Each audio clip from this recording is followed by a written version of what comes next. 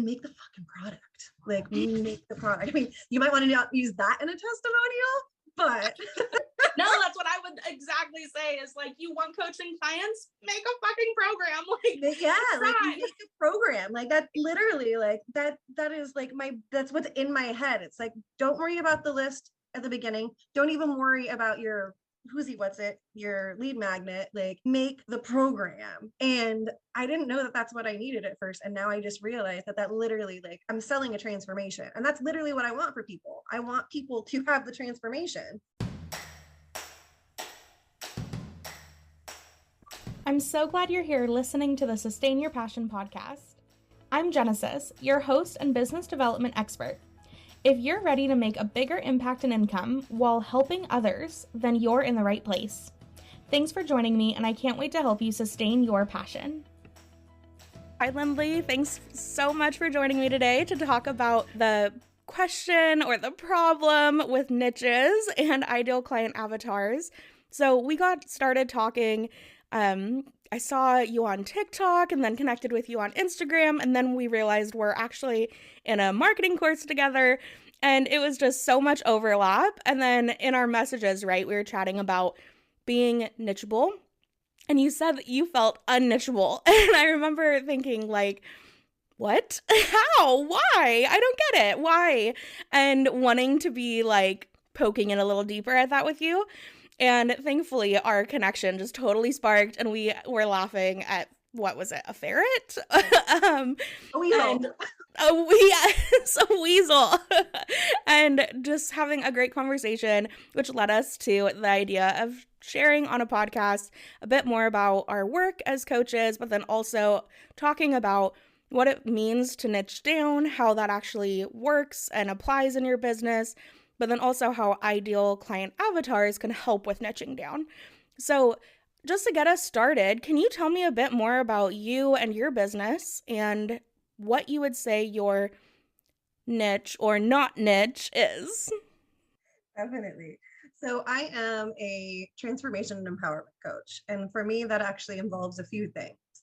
I am a certified life coach, a certified spiritual coach, a certified meditation teacher, and a certified infinite possibilities trainer. And that's kind of along the lines of kind of manifesting, consciously creating. So I took all of that and put it all together because that was all part of my journey from where I went to where I am now, and wanted it to be of value for other people because I saw that my story was. So that got me to where I am. And I thought, okay, how can I help people who were where I was at or something close to it? So niche, yes-ish. I have one kind of. And Okay. it really boils down to people who know they need to change their life for one reason or the other. It could be extreme, like where I was full transparency. I was suicidal.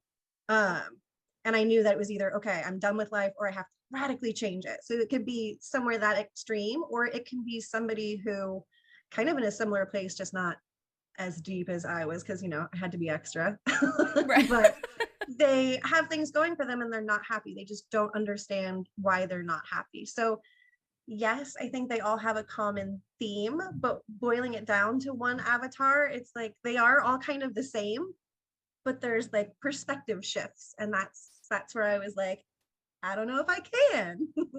So that's how we started our conversation. Gotcha. Yes. So it's interesting because hearing you talk about that, like, I have so many questions come up for me around your brand that I would just love to pull out a bit more about your story. And in my head, what a niche is who you help and what you help them do. And so you did answer that, right? You considered the person as someone that's aware that their life needs to change. Not super specific, so I would encourage you to get a bit more specific about that. But the hardest part is typically, as you said too, right? We want to help people that are in positions that we were in our past selves, like a year ago, 2 years, whatever it was. Like, we know that pain and we want to help people get through it. But in order to get really specific, that also means we have to get really honest and share about what caused us to get in that position in the first place. Mhm. and what it was like for us. So if you were to think about when was your like, okay, something needs to change period of life, what was going on for you? I was okay. So I had debilitating anxiety. I was incredibly depressed, and the two kind of went hand in hand. If you've got Yeah. anxiety on that level, it's really hard to not be depressed. Totally, right? It's hard to do much. Yeah.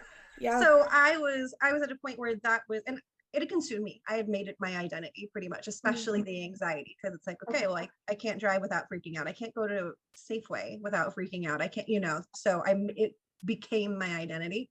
And then along with that was, okay, I just want to escape. So of course I would drink too much, or, like other behaviors. We won't go into my whole entire history, but Yeah, sure. bad behaviors. And sometimes that even meant just like binging a bunch of series in a row, not just a series, just because you're like, okay, anything where I don't have to think about my life anymore. Yeah. So it was that kind of vicious circle of, I feel horrible, let me escape it. And then once you come out of the escape mechanism, especially if it's alcohol or drugs or what have you, I was not into drugs, thank you, but the alcohol, that's bad enough. With that Yeah. comes a regret and judgment, which then kicks off that whole vicious cycle again. And that's where I was when I realized I had to change, because I got to the point where it almost got to the point where there was nothing anymore. Like there was no feeling, there was no anything. It was just kind of, why? Like, what is the point? Like, everybody'd be better off without me, honestly, at the end of the day. Yeah, they'll be sad, whatever, they'll get over it. And then I realized, well, nope, that's not going to do. So if I'm going to stick around, which I've decided I'm going to, clearly my life has to change. So I have to no longer live a life I want to escape. I need to be able to find my joy. So I declared to the universe, literally in the middle of a conversation, stood up, shouted up to the sky, and I said, I am no longer going to live a life I want to escape. And instead, I'm going to live a life of, infinite and limitless abundance and joy. And that's where I was. And you get to a point where that's kind of what it takes. Yeah. Thank you for sharing that. First, I want to say I know that took courage, and as many times as you say it over the years, it can always be hard to think back to that time. And hearing you share, it made me think of how I found coaching was through a similar experience. I started experiencing PTSD flashbacks that I didn't know that's what it was, until months later I got into therapy, and my therapist was like, there's clearly some childhood traumas we need to talk about that maybe you've never addressed before. And she was totally right, because I was also doing similar like numbing things and just trying to avoid it. But it got to the point where it was like my brain decided, you don't get to run from this anymore, you have to face it. And yet I wanted the answer to be, I don't have to face it, I can just numb out. But that led to a similar place of anxiety and depression of like, why bother continuing, Either I'm going to radically change my life, or it kind of makes sense to not keep living it because I don't feel good in this life anymore. Yeah. Was that similar to kind of how you had your... Absolutely. Because that's where you get to. You're like, okay, it's either do a complete 180 or work towards the complete 180 or give up completely. But it does have to be a radical change. Now, I've come to find out on the flip side of that yes, the overall effect of the change is radical, but you can baby step your way to the radical change. But it was before I made those changes, and I think that was part of why I never did, was you're like, oh, that's huge, I don't even know where to start, like, how do you do that? But no, I know it's a scary place to be. So. Totally. And without someone that is like a third party to your life, it can feel really lonely too, because sometimes the people that are around you can't tell the real thoughts to because it might hurt them. And as an empathetic person, you don't want to cause them pain, and you don't know how they might take it. And so having a coach by your side walking through that journey makes a lot of sense. Like, that is the person that you need most when you're in those dark moments. Yeah. So what was your first step once you had that awareness of like, okay, I need to change things. I'm not happy in this life. I need to take responsibility to change it. What'd you do? So there was that shouting it out to the universe, like that literally, like to me, that bam is when it all changed. That's when it all started changing. And it was that mindset shift. It's you make a decision. And it's not like I should, or yeah, I want to, or no, it's you literally know something clicks and you're like, oh no, I'm doing this. Yeah. So that was the actual first step. But then past that, I was like, okay, well, how do I go about, and this is where I think coaches come in so handy. It's like, well, how do I go about making these changes? So I was like, all right, well, I had found Mike Dooley before, and he does Tut Notes from the Universe. I don't know if you're familiar with him or not. Yeah, I've heard his what like the it's a book, but it's also him talking like in a church maybe or something like that, like a training. So yeah, You know what I'm talking about? he's done stuff like that. Yeah, it was his original Infinite Possibilities. So Yeah. he's the one who certified me as an Infinite Possibilities trainer. Okay. Yeah. So first I kind of turned towards his stuff because I'm like, okay, well, I'm familiar with it, and I can visualize. I can, I can do this consciously creating thing. And then I remembered that years prior I had seen he was on stage with Louise Hay. Okay. And I remembered that. And so then for some reason, and this was just, I didn't realize at the time, this is the universe is like, hey, baby, you want to change? Let me give you some tools. And so I looked up Louise Hay, and I realized that Hay House had a whole app. So I started listening to that stuff. And then I realized she had a book. And then all of a sudden, because I had signed up for this, which did that, I got an email from them saying, like, love your life or something like that, or life loves you, do the life loves you 5-day challenge, blah blah blah. And I was like, okay.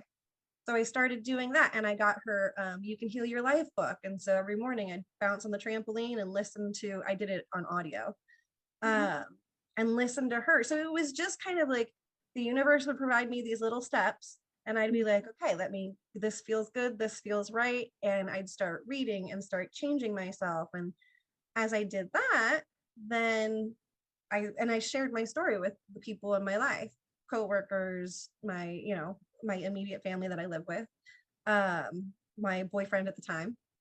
And I realized that it was inspiring them to make changes. And I thought, this is awesome. And they'd come to me, they're like, oh my gosh, you did this. This is so amazing. And I was so happy for them. And it always ended with, if it wasn't for you sharing your story, if it wasn't for you, I wouldn't have done this and felt this way. And I thought, I want to do this. Like, I don't want to be in the wine industry anymore. I want other people to realize they actually have it inside them to make these changes. How do I go about doing this? And then waterfall effect, synchronicity being its sexy self. I'm now like 4 different certificates, and I'm a transformation and empowerment coach. So that was my impetus. Very cool. So it sounds like it was a deeply spiritual journey for you. Very much so. Very much so. Which is, I think, why why one of those certifications is a spiritual coach. Like that was a huge part of it, because you're going and finding who you truly are, your authentic self, and then bringing it back with you and putting that forward in your everyday. And it's a huge thing. Absolutely. Yeah. And how long have you been offering coaching now as a coach yourself? Me personally, it's been less than a year that I've done the actual coaching, but I was certified. It's been over a year since I've been certified as an Infinite Possibilities trainer. So that my certifications were staggered all throughout last year. But the whole kit and caboodle, putting it all together, that came through at the end of last year. So December, I graduated as my meditation teacher. And that's when I was like, okay, now it's time for me to really start marketing myself. So I've had clients here and there, but I wasn't trying to market myself because I didn't need it for my income. I knew I wanted to do it, but at the beginning of my journey, I didn't know I wanted to do it. And so I was just kind of opening doors and seeing what stuck. And I was like, I know that by the end of, this is what I was saying last year, by the end of this year, I'll have a general idea of how I want to put it together. and then I can get started. So that was laying the groundwork last year, and this year it's like, okay, it's time to actually start doing this. I would like to, ideally by the end of this year, my intention is to say bye-bye to the wine industry and coach full-time in some capacity. Yeah. So there's also this pathway of like purpose and career changing that was happening as well. Yeah. And did you know that you were unhappy in the wine industry during your like darkest days? Was that like one of the things that was causing that darkness? I don't think it was so much that it was causing it per se, because I was born and raised in this industry. I just knew it wasn't adding any joy to my life. It wasn't fulfilling anything. There was nothing in it besides a paycheck, which I am grateful for. Let's Yeah, not, of course. Yeah. excuse me. But yeah, besides a paycheck, I wasn't getting a lot out of it. There wasn't a lot of satisfaction. And I do have to say, I love the winery that I work for now, because in that process, like, in fact, I started with them right when I decided to change my life. They offered me a position that is literally based on the parts of the industry that I like doing. So I am blessed that I have a great job that allows me that I got to cherry pick my favorite parts. I don't have to necessarily be in the tasting room pouring wine. I get to deal on the back end of things, which is what I prefer. So yeah, that's interesting. You almost did an audit of sorts, right? And looked around at like, what's not for me in this life and what do I need to change? What were some of the other things that transitioned? So it sounds like some spiritual beliefs and career. There's a big change, right? If we say it 2 years ago, roughly, your career is different, both in that your position and your job is different, but also you started your own business. And it sounds like your spiritual beliefs or habits are maybe different, but what else? Well, I had a boyfriend at the beginning of all this, and it was a rough relationship just because of circumstances. Like, we didn't get to be like together a lot for a couple of different reasons. But I don't have him anymore. Like, that's no longer there. There's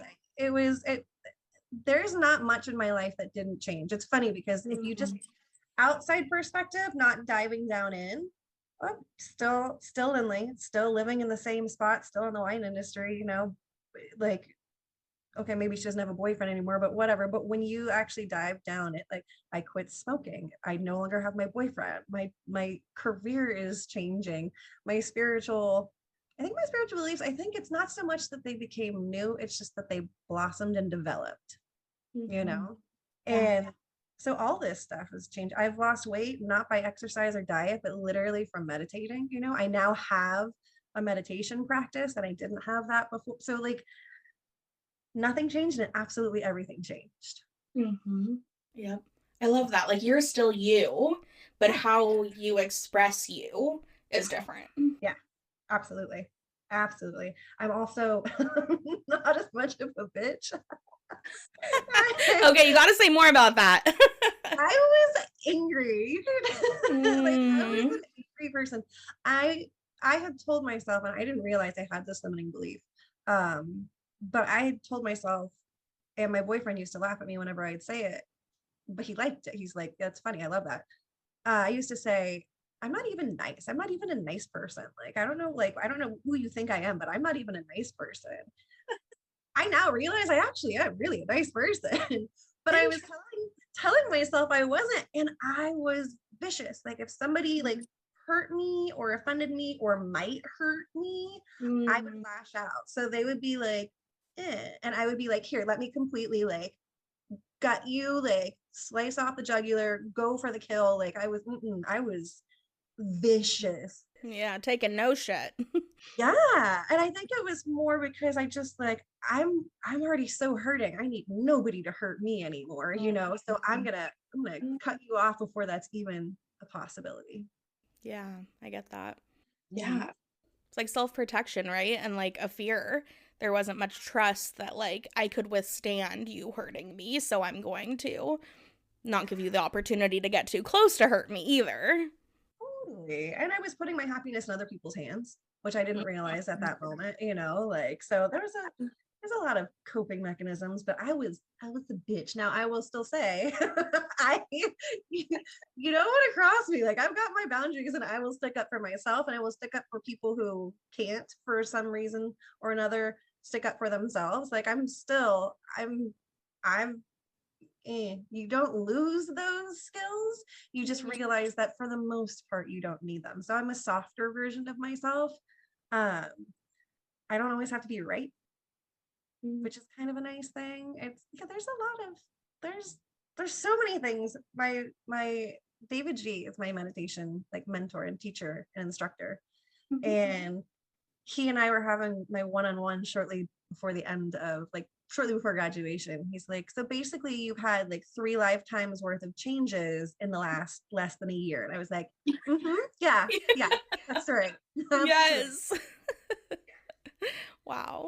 Yeah. So I hear that you've been through a lot, right? You've been through a lot of transformation, a lot of empowering changes that have brought you a lot of joy and happiness and peace, it sounds like. And this was all triggered by the awareness that you declared, I want to be different, right? I'm ready for change. What happened right before that? What was your awareness that brought you to something needed to change? Like, what was that breaking point for you? It was a series of like a week or so, like couple weeks, like one or 2 weeks, but it was a series of events, and it was stuff had gone on with my boyfriend, which I didn't deal with well because I once again couldn't see him when I thought I was going to see him, and blah blah blah. Oh, madam, no. And then I got really drunk, like hammered drunk, and that didn't feel good. And on the flip side of that, I was like, okay, I think it's time for me to be done now. Like, I was done. And I had sent my best friend who lives in Texas, I had sent her a snap, and I was apparently very like dead toned in it, and just telling her that I loved her, I appreciate her, and so on and so forth. And it scared the shit out of her. And I was hungover, but I was like, okay, well, I think it might be time, but you know what? Instead of being like hungover and doing this, might as well just be drunk when, like, and so I kept drinking, and she freaked out. So she called my mom and Stephen, who my friend who lives with us here on the property, and my sister-in-law who lives on the property with us.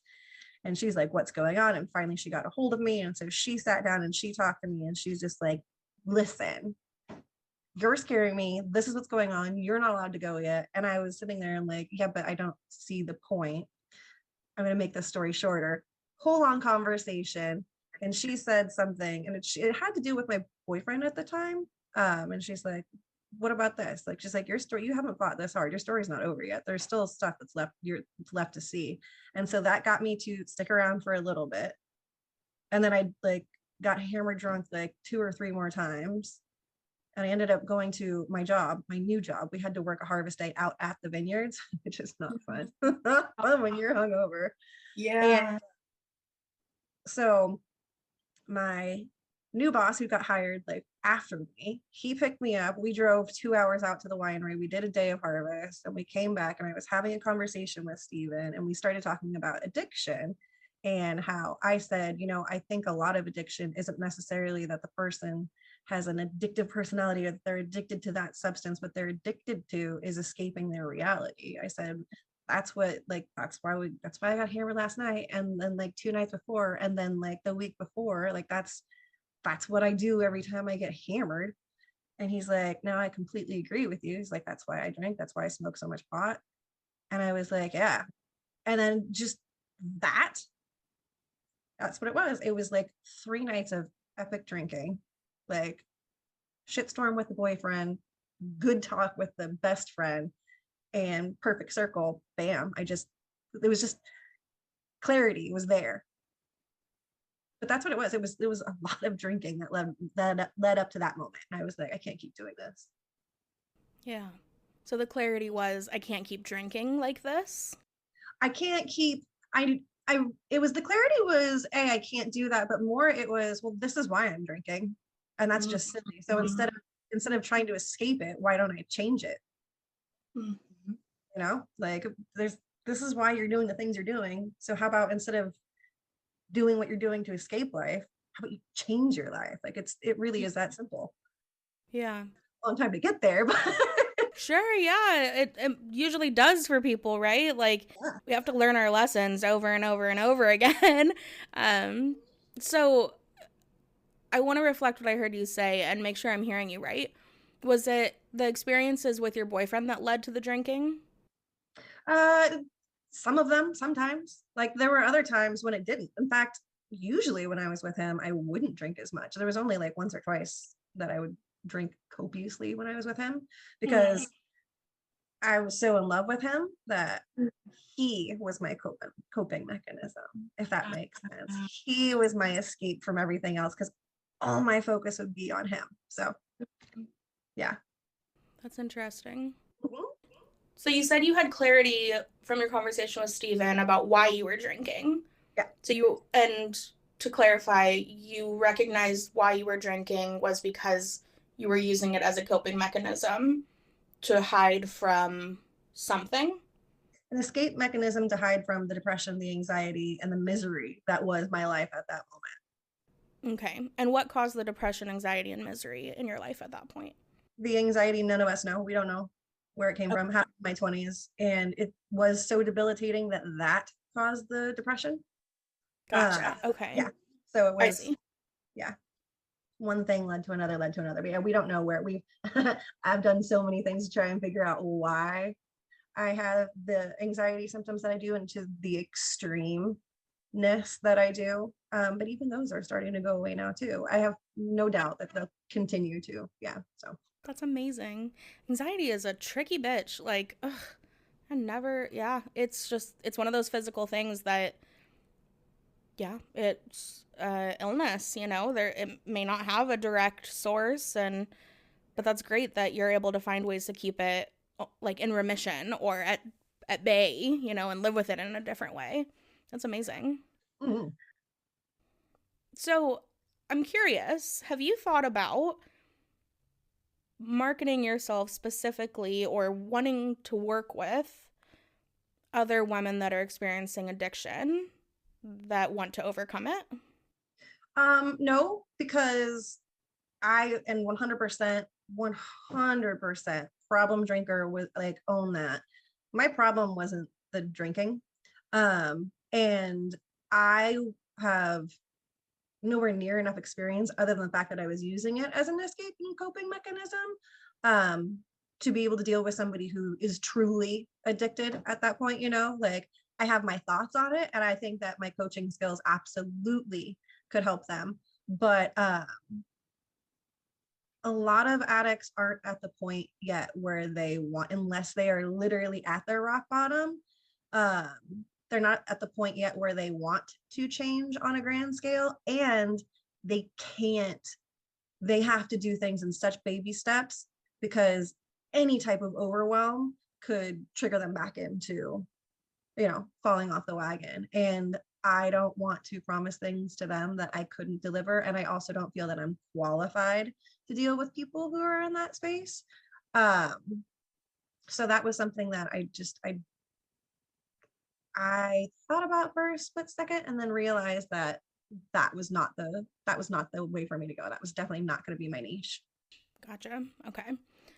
That makes sense. And so if we were to think about your niche, and I say niche just because it's easier for me, but I mean niche. If we think about your branding as a coach, Mm-hmm. and you think about who your ideal client is, like if I were to say, oh my gosh, Lindley, I know someone that is perfect for you. They need your coaching. Talk about what they're like. Describe them. So the kind of my ideal person is there's somebody who they really and truly aren't happy, right? There's no joy and there's things going on in their life where they feel like they should be happy, but they can't figure it out. And see, this is where my brain starts like and I'm like, oh, there's kind of multiple people within that avatar because it is kind of wide, it is kind of general. But they want joy, they want happiness, they want purpose, but they don't have it. And the fact that they feel like a failure. They judge themselves. They don't understand why they can't just be happy. They feel like a victim. They feel like things are happening to them. And nobody judges them like they judge them, because they really and truly see themselves as a failure, because they know they could be doing better. They don't know how, but they're so deep into that they can't get past it to say, okay, well then how do I change this? They're so attached to the identity of their suffering and how they're not happy that it just kind of like it pervades everything that they do. Okay. Yeah. They're surviving life, and some of them just barely, and they don't want that. They see what other people, especially on social media, which is so dangerous. Totally. Other people being happy, and they're like, I want that. Why can't I have that? What am I doing wrong? Like, what's going on? That's what I want. But they just can't get past the fact that they don't have it. Yeah. Yeah. Okay. So if I were to be working with you as a business coaching client, what I would advise you is, yeah, you're right. Like that's very broad. And the beauty of an ideal client avatar is that ideally you work with that activity long enough, or as many times as you have to. Like I've had clients that I've had go through it and then made them do it again and then again, because they're not narrowing in enough, and they really fight me on it. And once they get there, though, the beauty of it is that every time you go to create content, you know exactly what your person just woke up thinking and is in need of and needs to hear, and you can speak to their emotions and their thoughts and their feelings so clearly that it's like, oh, are you in my brain? Were you listening to me? What the heck? Those eerie feelings where all of a sudden you get like a TikTok served to you that you're like, how does TikTok know I just had that thought? Like, I need to listen to this. If you work with your ideal client avatar long enough till you get to the point where it's like, my ideal client's name is Michelle. She's 32. She has 2 kids. She wants to work from home. She has a master's of education. Her goal is blank, blank, blank, right? Like super specific to where you can picture that one person. All of your marketing becomes way more specific about who you're helping and how you help them, which is your niche, right? So if you knew that it could help you to be even more specific in your marketing, to get clear on an ideal client avatar and create a niche statement that was super clear, like who you help, how you help them, what comes up for you? Like what concerns would you have about getting more specific? So where I kind of go off is, okay, so take for instance, I was scrolling through TikTok, which, I'm all about TikTok. I was scrolling through TikTok, and this guy was like, okay, so I've got the wife, I've got the kids, I've got the job, I've got the house, I've got the this. Why am I not happy? Bam, that guy right there, that guy right there. That's my ideal client. Like, that's it. Because I also was my ideal client. I had a job, a boyfriend, a this, a that. Why am I not happy? I mean, I was pretty aware, depression and anxiety, but so where I'm going with that is there's the me, and that's pretty specific, and I know how to help that person. But the way I'm helping that person is also the way I'm helping the TikTok guy, right? And we all share the same pain points. Unfortunately, that damn pain point's pretty fucking general, like it's pretty broad, and I get that. But I'm not just for women. I'm not just for men. I know I'm not going to be for younger people, and I know I'm not going to be for the people like in their twilight years, like it's middle of the ground. But my coaching clients, especially when I was doing like my practice, like there was a 33-year-old guy who, you know what I have to do, I just have to do it. Well, you know what you think you should do, but that's not it at all. And he started understanding that as we went through, you know, the who's he what's it's. Then I had a woman who was like, I've got these issues, and I think I'd like to focus on those. And she was more like, spiritually open, happy to take anything that, would come her way and come up and stuff. But she's like, okay, why can't I get past this stuff? Why can't I just, and then, so these people all share the same pain points. The problem is it is vague. And that's why I say really hard. I kind of know my niche but getting one ideal avatar is really tricky because they want to know, okay, how do I go from what I don't want to I do want? How do I figure out what I want? Like, why am I not happy? Well, I'll tell you exactly why you're not happy, and I'll tell you exactly how to figure out what you want. Like, these people are all going to take similar steps. And they have to come to certain realizations. Like, I can tell almost everybody that has this problem, if you go to people who are just like in mental health threads or, this, that, and the next thing, mindset issues, they're all sharing some pretty darn similar issues.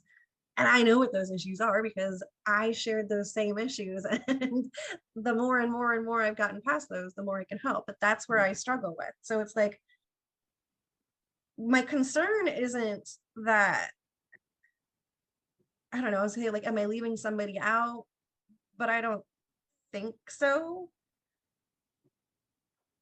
I don't know. I struggle because I feel like there's something I'm missing that ties them all out that actually is specific that I just can't grasp. Okay.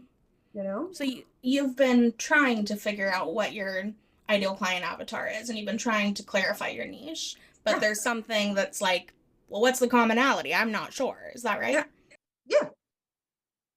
Because so, I have done like worksheet after worksheet. Like, what do they like thinking about at night? What do they like this? What do they do that? What's their pain point? What do they want? What do they need?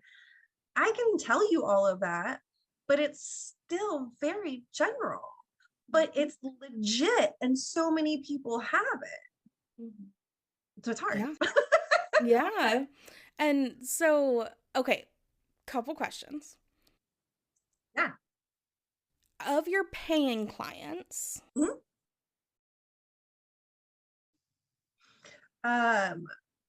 really and truly, it boils down to fear, self-worth issues, and really and truly, it's putting everything outside. Like, it's victim mentality is common thread, putting the responsibility for their happiness on external things as opposed to looking internal. Yeah, and just like attaching their happiness to like milestones and accomplishments and certain things like, oh well, once I have this, then I'll be happy. Once I have this, and it's like, oh no, learn how to be happy, and then all of a sudden all the rest falls in, but it's definitely, it's looking externally instead of internally. Now you try marketing that without people asking the right question, like TikTok guy. So did TikTok guy buy? Is he one of your clients now? No, he's not. He just happened to be like, I was scrolling through and I stitched it, and it is like one of the most popular videos that I posted on TikTok to this day. People are like, oh my God, this, yes, this, there's certain questions. So I can tell you what those people on TikTok are saying, that when I respond, people like blow up. They're like, yes, please, thank you. So it sounds like your niche would be, I help people who have everything they thought they'd want, but still feel unfulfilled and unsatisfied with their lives. Kind of, yeah. Kind of, yeah. Like, why only kinda? Why not? Oh yeah, like what's missing? Because okay, so for some of them, like I'm thinking of two clients in particular, they haven't met all those milestones yet, but they think that's where their happiness is going to be. You know what I mean? So some people, they've ticked everything off the list and they're still not happy. Some people are like, oh, I know I need to, this is what they think. I know I need to tick those things off the list and then I'll be happy. But they're both doing the same thing. You know what I mean? Like they're both looking Yeah. So the way you're describing it is, you describe it as the helper, right? You describe it through the I know the methods you need, but we need to almost like turn off your expert brain and turn on your listening brain. And if you were to go back to what they told you about their problems, how do they see it? And so this is where the benefit of an ideal client avatar would come in, is you're not ever gonna, like, the details I gave you about mine, I don't go out there and tell like people everything about her, right? I don't put it in my bio that like I help women in their 30s. Like I'm not super specific like that in my marketing. But when I come down to asking myself questions like, would this niche statement connect with my ideal client?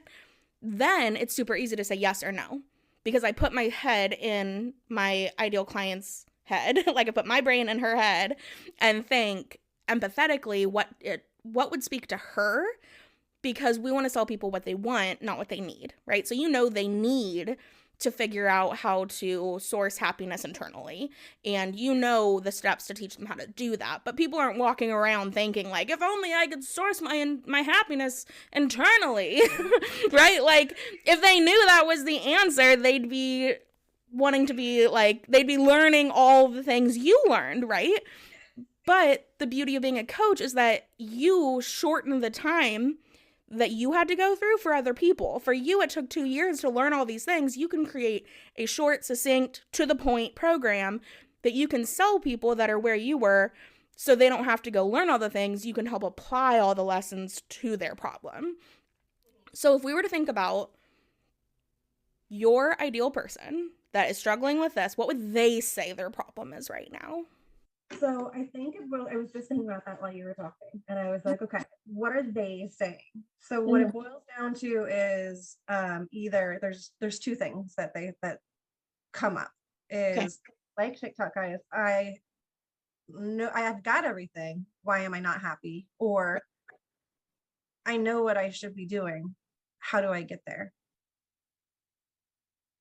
Like, why am I not getting there? There we go. Why am I not getting there? Because like, I'm thinking of one client in particular, and he kept saying it, and he will like, to this day, catch himself saying it. And he kept saying, I know what I need to do to be happy. It's just a matter of doing it. Like, I know what I need to do to, I know, like, he's like, I need to, and he literally would say this, I need to like eat better. I need to exercise more. I need to get out more and socialize. I need to do all these things, but I don't want to get out of my comfort zone. I like my comfort zone. Like, I don't want to leave my comfort zone because it's comforting. Like, that's what it? But it's not, because he's not happy. Right. Like that would be my question, right? As a coach, I'm like, yeah, lies. Yeah. And then they're like, yeah, I know. I just need to do it. And that's literally what you hear a lot of. I know what I need to do. I just need to do it.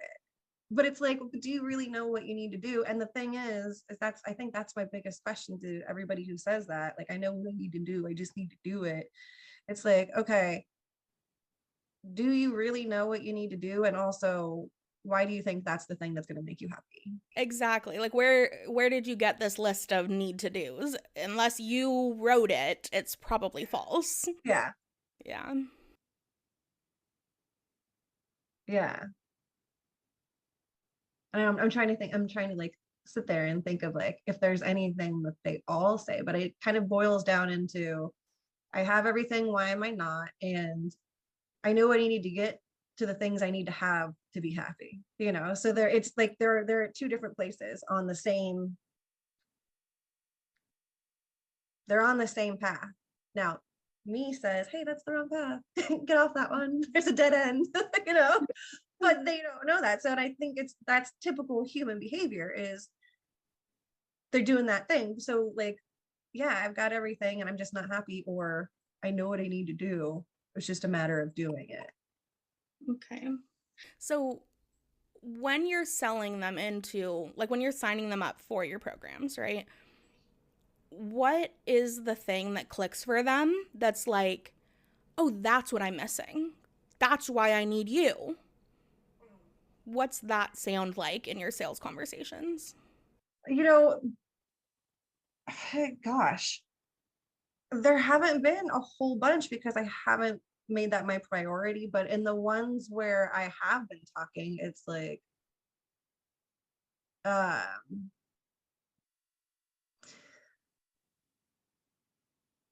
I think there's kind of two common things there too, is like, they're like, oh, cool. You can help me get rid of like the blocks to actually doing the stuff I want to do. Like, you'll help me find that motivation. And the other one is like, oh, cool. You can help me like get rid of the stuff that's like got me clinging from this fearful, place, like afraid of the future, scarcity mentality, like victim. They're like, oh, yeah, I don't want to have that anymore. If you can get me past that, awesome. Like, and oh, hey, I know that somewhere inside of me is this motivation. You can help me find it. Awesome. It's like, basically, I'm telling them that I'm going to just like, I'm going to help them get to a place where they realize they actually have all this power inside of them to do what they want to do. Like, they just need me to ask some questions and do the this and the that sparks the one thing that slides them into place. Like that day that I had where all of a sudden I was like, oh shit, yeah, that perspective makes a hell of a lot of sense, and let's change it. Yeah.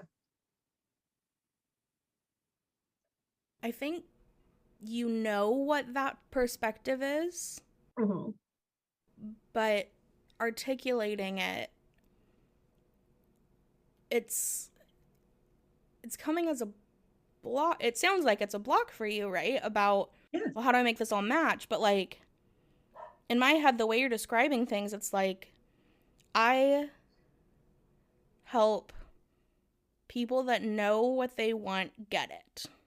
But that's not true, right? Because sometimes people don't know what they want, but they think they know what they want, but they're not happy getting it. So, but how do we, I almost want you to post like, or maybe just reach out to all of your past clients, like paying clients, because there's also a big difference, right, between, oh, you want to coach me for free? Cool, here you go. And this is a big enough problem for me that I'm willing to pay to solve it. Yeah. And that's who we need to be hearing from, right? Is like the person that is aware enough of this problem that's ready to pay to solve it. How do they describe it? And my hunch, and I would want you to back this up with market research, is that they would articulate it as, I keep trying everything I'm supposed to be trying to feel happier, but nothing's working.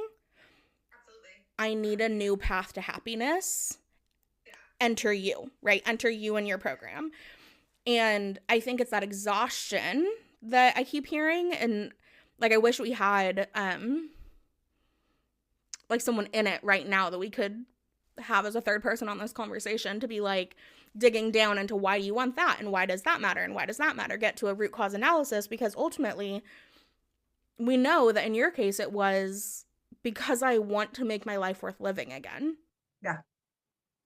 And that's hugely powerful. And that connects to a lot of people's experience that like are in that place of, I'm so unhappy and I don't know what will make me happy because I keep trying everything I think I'm supposed to be trying, but it's not working. Yeah. And then you come in and say, that's because you've been listening to all these external ideas and not doing the really hard part of writing your own book of happiness. Like, what's your protocol for happy living as you at this point in your life? Let's figure that out, write those rules, and then start living off of that book, not, what everybody else says. And so I think you have it. And in terms of the ideal client avatar, the most important pieces of it, in terms of program development, isn't the name, the age, and details like that. That's really helpful for like if you're running ads. It's more so, what is their current goal and what are their current fears or blocks to getting to that goal? Yeah. And what I've heard you say is you help people that want to be happy but can't figure out how to be happy. Yeah. Write their own rules and live their lives full of freedom and joy and happiness. Yeah. And you do that through your own method that you've figured out over all of your learning and teaching. Like, you don't just open somebody else's curriculum, right? Like, you've developed your own approach. Yeah. But I wonder if you were to develop a framework of your own that walks through, like, first you do this, then do this, then do this, then this. Yeah. If that might help you talk about what you do with more clarity, so that it's less about the who and more about the how. Because what you described is people that are tired of trying everything else. Yeah. But that also means that they are willing to try everything. Yeah. But if they don't know that you have a new option for them, Mm-hmm. they don't know that they could be trying out working with you. Yeah. And so I'd want you to focus more on branding your method. Gotcha. And then kind of flip it back, right? So, like, focus on your method. What is it that you do with all these clients? And then then I'd want to revisit how you talk about it.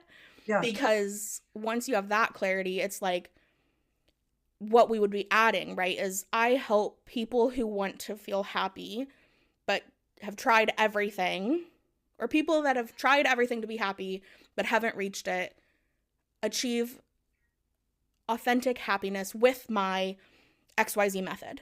Yeah. Because that would be the piece that's like, the what method? Like, that could help me? Yeah. That's what would pique their interest, because you're talking about someone who's in the thick of it, knows they're unhappy, is trying a lot of things, but needs a new method to try. So the person that's willing to buy into your program is already buying other programs, so they're ready to buy a new one. Yeah. But they like your approach, and then they want to try it. So have you done method work like that to develop your own framework? Not yet. Okay.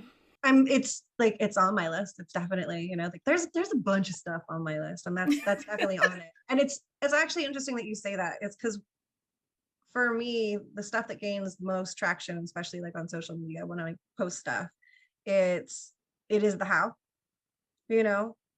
like there's only a little bit of that, like the pain points in there, but it's not the person, it's the pain point, like that's, and then the how. Yeah. And how, like, it's like, okay, you feel this, got you, do these things and you're gonna feel this, like it really, and that's why it's like, okay, it's not necessarily that we can't niche me, it's that avatar is tricky, because the avatar is everybody, like there's a small population or a small percentage of the population that doesn't feel that way. There's some of us that are really lucky because we already did the transformation, and there's some of us that are literally born just truly happy and enjoying life, right? But for everybody else, this fits for them. So, but it is the how videos definitely, like, they get the most traction. Yeah. Why do you think that is? I have a theory, but I'm curious what yours would be. Why do I think what?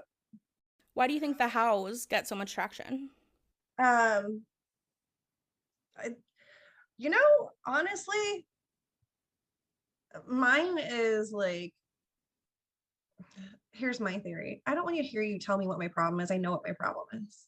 I want you to tell me how to solve my problem. Like that's so I'm very, very quickly touching on your problem, but more I'm telling you how to solve the problem. And that's what people like. Exactly. Yep. 100%. So there's this like stick or carrot method of change. Have you heard about that? No. So people are motivated by either moving away from pain or towards pleasure.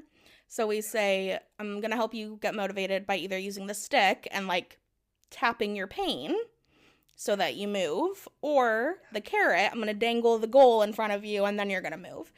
And so it's that idea, right? Like, are you moving away from pain or are you moving towards pleasure?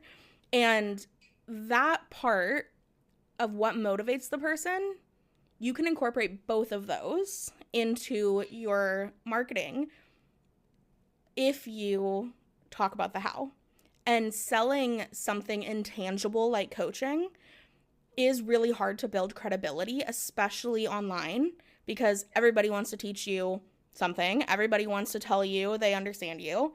But coaches that build trust, that end up selling their coaching, have a carved out expertise and they have a well-defined method, because that's what gives them the elevated expertise that people can trust you. But if you're not clear on exactly what your method is, people are just like, okay, did you just learn that off of like somebody else's post? Or are you actually someone that's deep in this work and you have things to teach me? And are you going to get me to think in a new way? Because the marketing funnel for coaches has to include things like where you are now, where you want to go, and what's keeping you from getting there, and then how to overcome those blocks. And somebody has to learn through your marketing funnel that they know what problem you solve, they like how you solve it, and they trust you enough to solve their version of that problem. And that proves it with the hows. So I think that totally tracks that, like, yeah, when you teach your method, it helps people. Yeah, absolutely. Yeah, and that's kind of like, that is kind of high on my priority. There's two things. A, I need to build my list, and B, I need to have the program. And I'm kind of like, okay, that's another one of those fun little vicious circles, like where you're like, okay, well, if I have the program, or at least something that I can throw out there, like the lead magnet, like that, but you need the thing for them to buy. So really and truly, it's kind of like, okay, I want to really focus on my program. And so I've just been kind of like bouncing. But that is one thing that where my head kept getting stuck, is it's like, all right, this avatar thing. Right. And as you say that, like, yeah, that is literally the first step that I give to my clients. And so I offer the program development bootcamp, right? I just want to like call out the elephant in the room. That's my specialty because my master's of ed was in program development. Like, this is how I think. And so for me, my step one of the 12-week program, like the first thing I have my clients do is write out their ICA, their ideal client avatar. And then I push them real hard to get super specific. And even if they're like, okay, I did it, I have a picture, I have a name, I have a city, I have an age, like, this is dumb, Genesis. And I'm just like, great, I am happy you did it. And then like 2 weeks later, when they're developing their program and they're figuring out their framework and they're thinking about what order things go in, and they hit this question, they almost always hit this question of, but what's the first step? Mm-hmm. That's when I can go back and be like, let's look at your ideal client avatar. What does this person need first? And what you just said about the email list. So my recommendation, this is like, I probably shouldn't be teaching this publicly, but whatever. I coach people, right? I don't offer courses. So like, it's different. I don't care if I teach everybody everything. The lesson I teach in the program and that then I coach people through is, once you have your program, we just pull off a piece of step one. Mm-hmm. And make that your freebie. Gotcha. Because who best needs your freebie than the person that would want to buy your program, and who wants to buy your program better than the person that needs your freebie? So you literally develop the program first. Yeah. And then you just pluck off one little activity from it. Yeah. And give that away for free, knowing that some people will just download it and never do it. Some people will do it and not get the full value out of it because they weren't in your program. Some people will do it and be like, light bulb, I need to work with this person. What's step 2? And then they come and they join your program. And maybe they redo it as step 1 in your program, but they do it differently because now they're taking it a bit more seriously. They're more committed. They can get feedback from you. It still shifts their thinking, even though they might do it twice. Yeah. So it solves both of your questions, right? Like, how do I build my email list and how do I develop a program? It starts with the program. Awesome. Yeah. Yay. You're so brilliant. I love this shit. Oh, so good.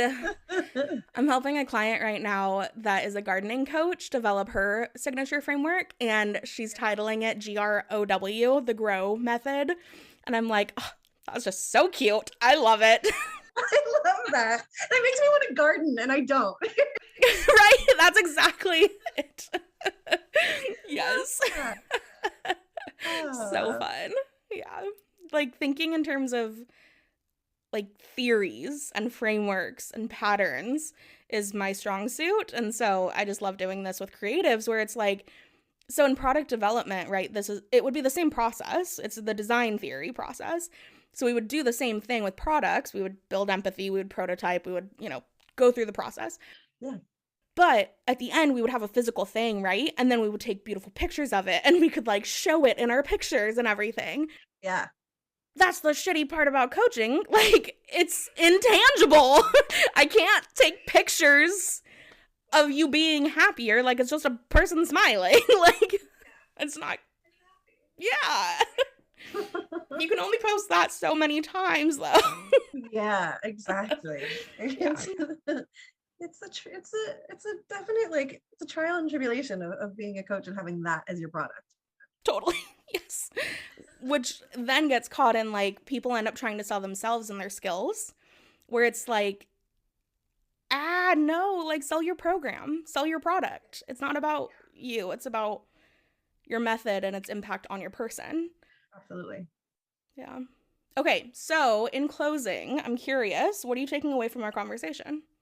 I mean, honestly, I think I kind of know the who, but really and truly, I am just going to keep focusing more on the how and all, and just the process. And I think me working on the product and going through that is going to be able to help me speak more to that, because that seems to be where all the action is. And I could beat a dead horse with my ideal avatar, but I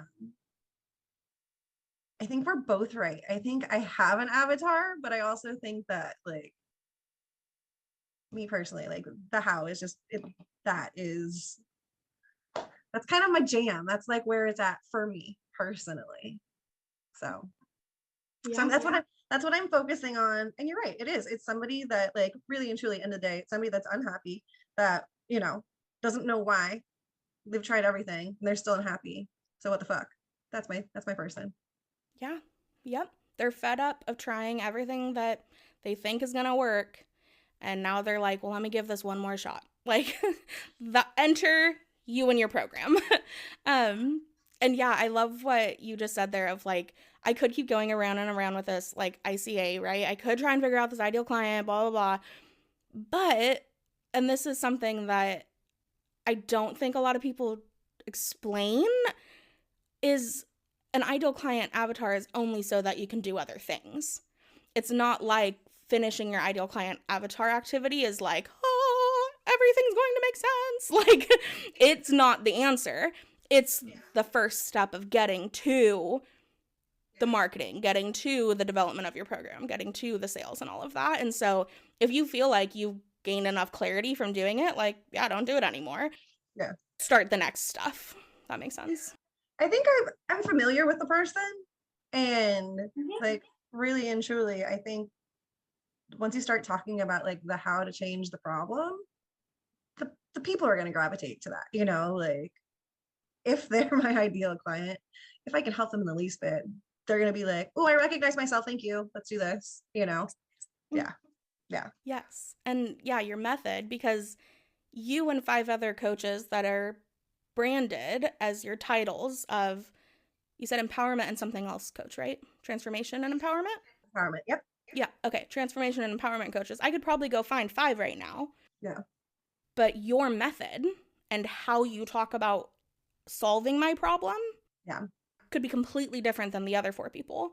And I'm your ideal client because I like the way you would help me solve that problem. And that's why I would want to buy your program. Mm-hmm. Yeah. Absolutely.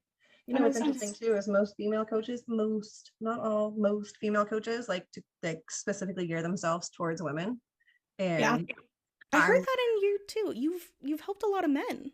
Yeah. So I don't, like, I'm happy to help women, but, like, I'm 50-50. Like, I don't, when people are like, narrow down my sex and age, I'm like, well, I can tell you what ages they're not. I can tell you, like, that this can be a man or a woman and everything in between that we've got going on these days, like, there's no exclusivity there, because this is something that literally affects everybody, Yeah. So, have you considered what your content would look like if you were targeting it for a man? Would anything look different? Would anything sound different? I haven't really thought about that.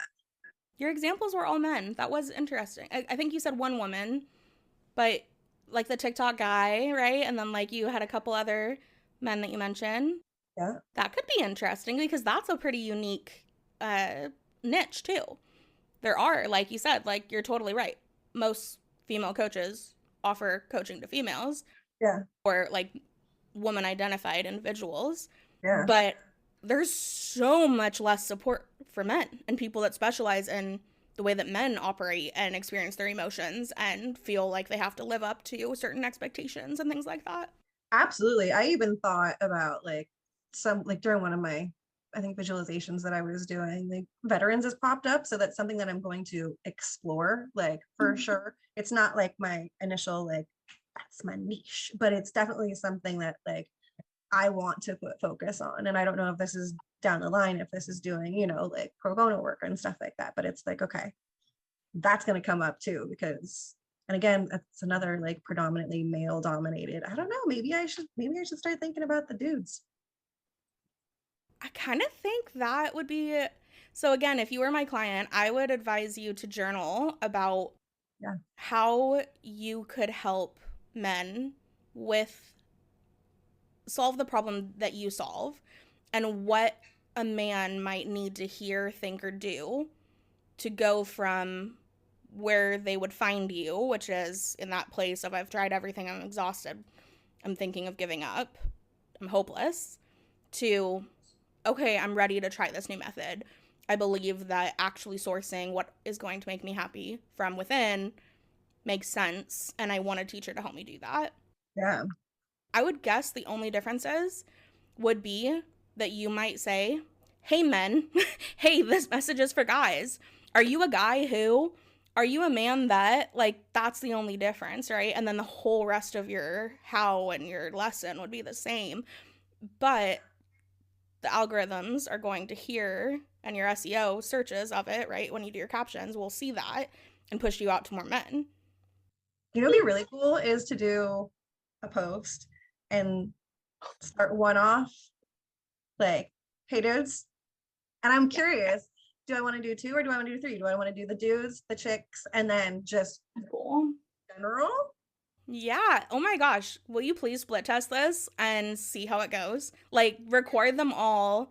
Yeah. And then post them all like at the same time and see how it goes. And like adjust the hashtags for each of them to be like men in their 30s, men in their 40s, dads, midlife dads or something, like whatever the specific like male targeted hashtags could be, and then women, and then just broad like mid-professional or something like that. That would be so fascinating. I would love to talk to you about the results of that. Nice. Okay, so what do you think all three? Do you think men focused, women focused, and okay? I would love to see if there's a big difference between all three. And with this, you could just record a clip of you doing each of the three at the beginning, and then the rest of it should be the exact same video. Yeah. So you're literally only recording the content once, but then the intros 3 times. Yeah. So it won't take a ton of time.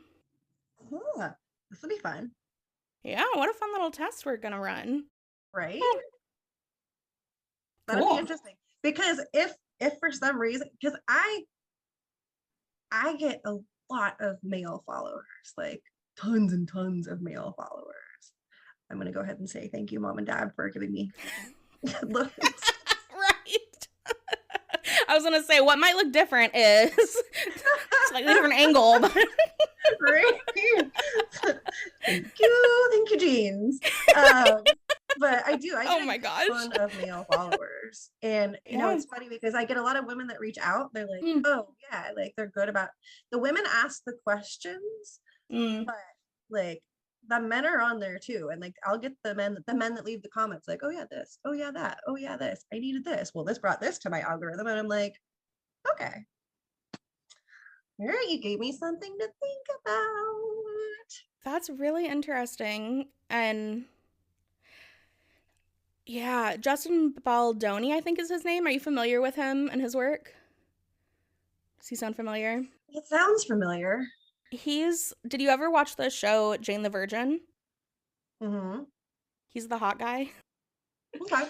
And so he just recently wrote a book called Man Enough. Mhm. And it's about his journey to discovery of like what it means to be masculine and what it means to be a man in our society, and unraveling all of the rules that he thought he had to follow to be a good man and a good dad and good husband and all that. And it's fascinating because there are so few men. And I've actually been having this thought, like, I really want a client that serves men because there are so few coaches Mhm. for men. And Yeah. yet, if you look at a bunch of our societal problems, right, many of them stem back to men not knowing how to process their emotions because we don't support that teaching in our society. Yeah. Huh. That's really interesting. Do it. I'm Do it. I'm really curious. Yeah, I'm curious. Like, Huh. okay. Cool. Okay. You know what?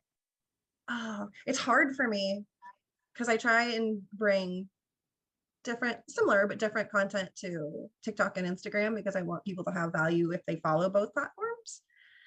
So I just like before I hopped on with you, I was like, oh, I want to talk about this one. I can say it on here. I don't care. I'm going to talk about the fact that like, so I had a day over the weekend. I'm going to give you like the really short version. I had a day over the weekend and I just felt off, you know, I'm like, what's wrong? Like, I just feel like this isn't good. I'm like, you know what? I can't figure out what's going on. I'm going to go ahead and read a book. Like, I'm going to like do something, just not hyper focus on it. And I'll check back in later. And so I checked back in a couple times. I'm like, no, I still feel off. That's really weird. And so I went to bed and I woke up the next day and I was like, oh, no, we're not doing this. So I did my morning routine. I meditated, I journaled, I visualized, I pulled a card, I set my intentions. And I was like, okay, this is good. We've got the mindset going. I'm going to go take a shower now. And I visualized like, it wasn't just like getting my outside clean. I was also rinsing out, rinsing off everything that didn't serve me, watching it go down the drain. And afterwards, I'm like, okay, we're going to like be really intuitive and really intentional in all of our actions. So what's going on?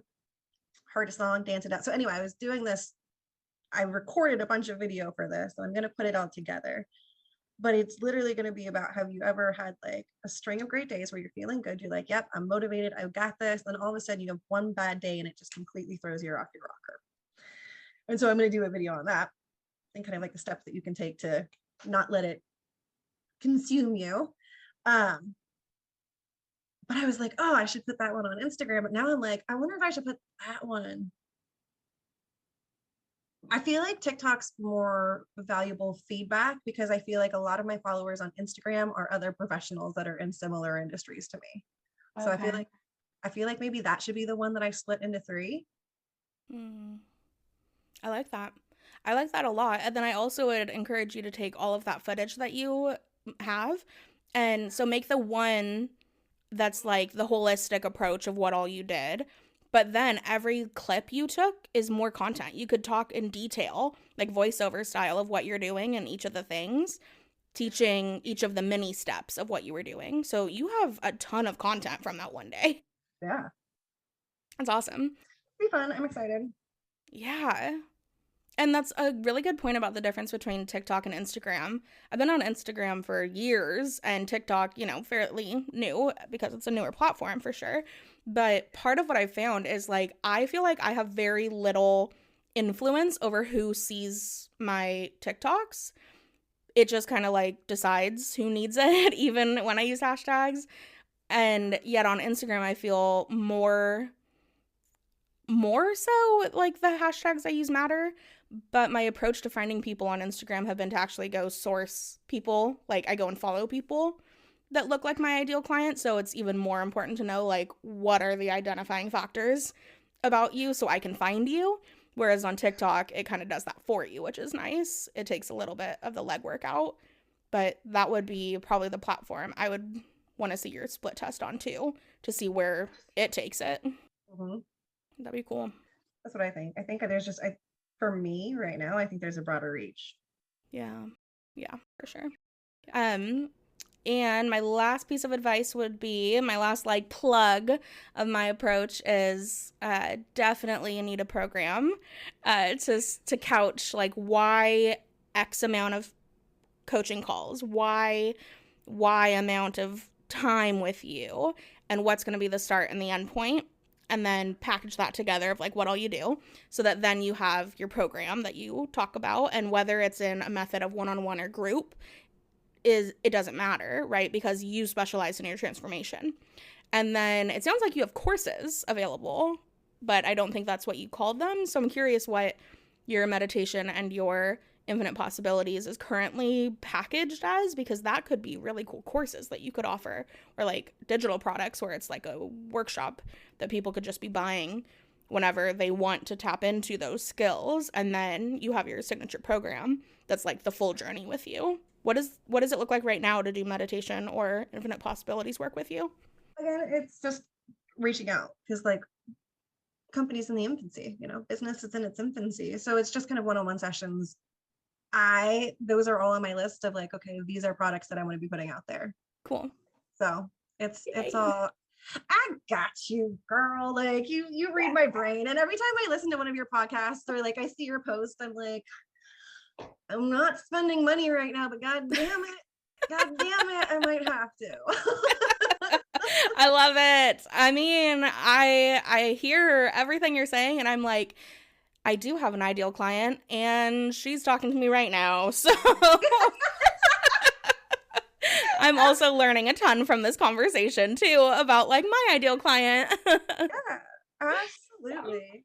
Yes. So much fun. This has been awesome. I actually got a lot from this. Like, I'm excited about some things. And yeah, we know that eventually I'll be caping and buying your damn product. Yay.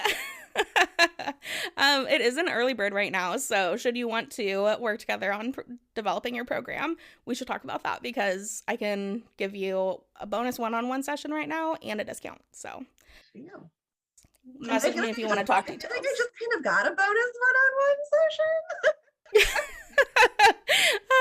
Yeah. Maybe. Yeah, I know, right? Yeah. Lucky me. But no, I'll definitely. I'll be hitting you up on Insta. Yeah. Totally. And I can't wait to see the results of your split test, because it might inspire me to try one myself too. I'm so excited. Like, you really got me thinking, and I'm just kind of like, oh, okay. Like, this needs to be a thing. Biggest takeaway in general. So when you are just starting out with a coaching business and your company is in its infancy, you really do think that that's what you're supposed to be selling is yourself and like your coaching. Like, here, I'm supposed to sell you these sessions and me.